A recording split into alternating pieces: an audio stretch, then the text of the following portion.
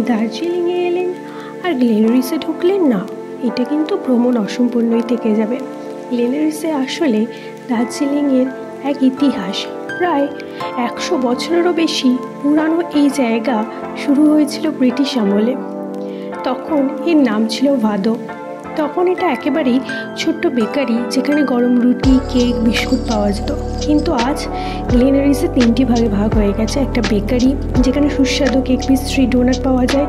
উপরে আছে রেস্টুরেন্ট, যেখান থেকে পাহাড় আর কাঞ্চনজঙ্ঘার দারুণ দৃশ্য চোখে পড়ে। আর এক জায়গায় আছে পাব সেকশন, যা দার্জিলিংয়ের নাইট লাইফকে আরও জমিয়ে তোলে। সবচেয়ে মজার ব্যাপার হলো, এত বছর পরেও এখানে একটা পুরানো দিনের আমেজ পাওয়া যায়।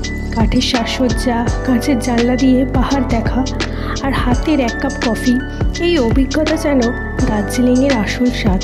তাই অনেকেই বলে গ্লেনারিসে বসা মানে শুধু খাবার খাওয়া নয়, বরং দার্জিলিং শহরের ঐতিহ্যকে কাছ থেকে অনুভব করা। আপনার ভ্রমণ তালিকায় তাই এটা থাকাও খুবই দরকারি। এখানে খাবার দাবার কিন্তু খুবই রিজনেবলও নয়, আবার খুব এক্সপেন্সিভও নয়। যেমন কেক, পেস্ট্রি, এগুলো সমস্ত কিছুই 90 রুপিস, সাইজে কিন্তু অনেকটাই বড়। আর বেকারি সেকশনে সব কিছুই 70, 80, 90, আর কিছু কিছু মাফিন, এগুলো 200, 150 করে পাওয়া যায়। আর এখানে আলাদা সেকশন, যেখানে কিন্তু হ্যান্ডমেড টয়েস, কি রিং, আরও অনেক কিছু টুকটাক জিনিস পাওয়া যায়। তাই দার্জিলিংয়ে এলে একবার কিন্তু গ্লেনারিসের সামনে আসাটা চাই।